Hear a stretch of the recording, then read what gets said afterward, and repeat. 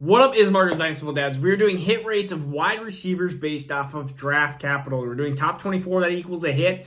We did running backs the last video here. So it is very important. We're going to talk about the wide receivers. Now we're going to compare them to the running backs. I'm going to make some points of why I'm drafting certain players, likely over some other players if they get drafted in certain areas here. So hit, again, is a top 24. And so we're going to go through rounds 1 through 7.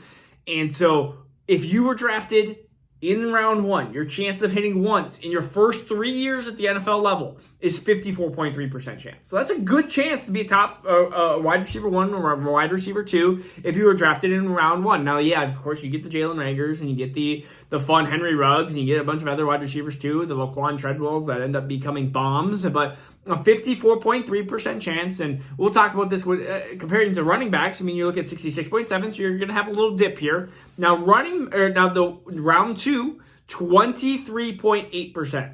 So 23.8%, that's a pretty good chunk. I mean, you're talking about a quarter of the wide receivers. Not as good as running backs, though. I mean, running backs are 48.3. So you're talking about if you have a round 2 running back versus a round 2 wide receiver, which one is likely to hit more? It is a round 2 running back without a shadow of a doubt. And that is not necessarily surprising to me at all. I mean, you almost want to compare a round 2 wide receiver to a round 3 running back, which we probably can, we can. Why not? So, I mean, round 2 wide receiver, 23.8, a round 3 running back, 38.7.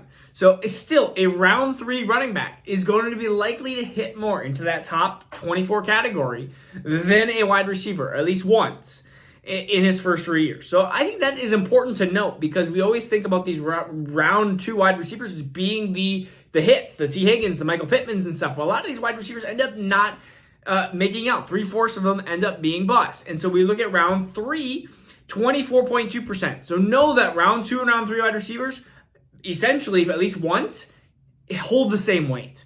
I mean, they're almost identically the same. And you could say round 3 is slightly more, but they are basically the same. This is the last 10 years. This isn't just the last 2 years of data. This is the last 10 years of data.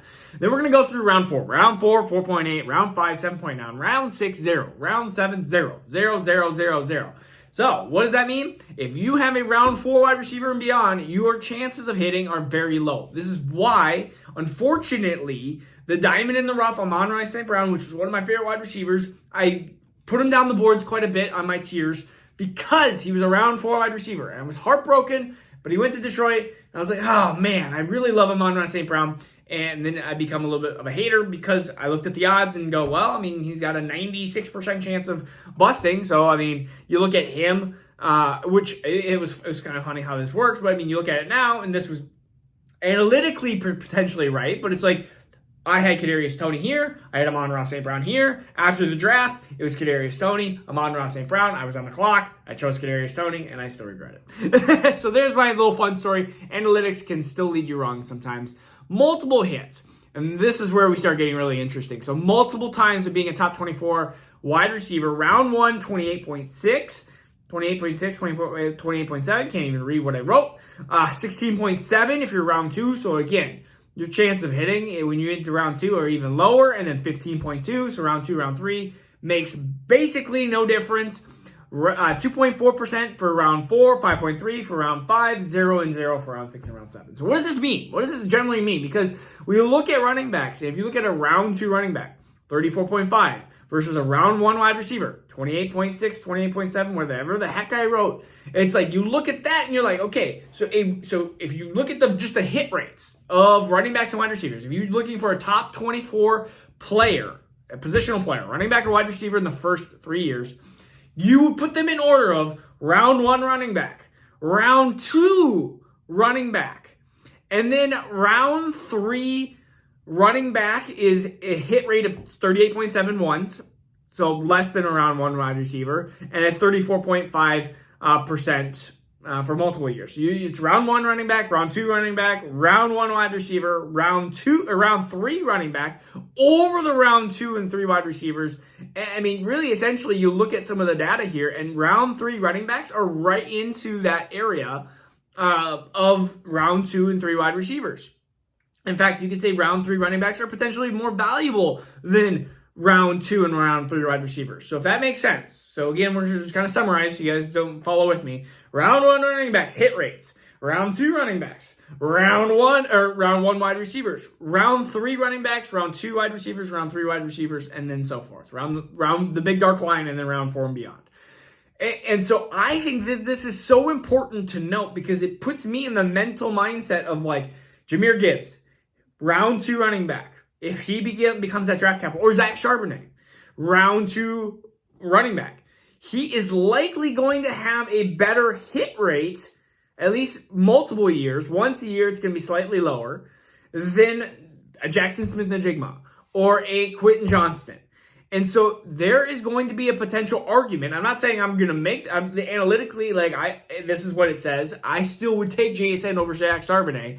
But if Zach Charbonnet goes in the second round and we look at him versus JSN, there is an argument to be made analytically that would say that they are of close to equal value. And so that's all I want to bring up is we have to understand that if you have a round 1 running back, that's golden. Like, you have to take that round running back. That's why Bijan's going to be the 101 easily in Superflex, 101 in 1QB by a mile.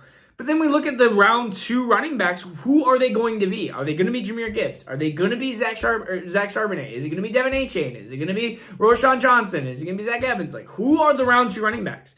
Because those running backs are going to have a lot of value and might actually jump a tier. They might.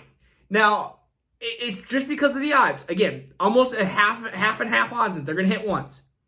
And that's going to be right up there with round 1 wide receivers. And in a 34.5% chance that they're going to hit more than once in their first 3 years. That's 2 out of 3 or 3 out of 3 of their first 3 years. And you look at that with wide receivers. And yes, so, and we're talking Dynasty, but you have to understand that the implications the first 3 years, if you don't have a player hit after the first 3 years, you're looking at a player that is likely going to be either cut, traded off your team. I mean, there are very few players, especially in Dynasty, that I've held on for 3 years because I sit there and go, I really want to hold on to him. It's like, the only player that I can think of right now is like Rashad Bateman. And even me, it's like, if I get the right offer, I'm ditching off of this. Like, I'm abandoning ship. And so because I've seen the Corey Davises, I've seen you don't get the 5th year, 4th year breakouts very often. Yeah, sometimes you get the late bloomers like Mike Williams, and sometimes you'll get the weird Devontae Parker year, but I mean, that was a year. And so I think, honestly, we have to look at and sit here with analytics and go, what are the chances? And again, draft capital is not everything. But I do think that it makes an impact. And so when we're talking about draft season next week, which is so exciting, woo!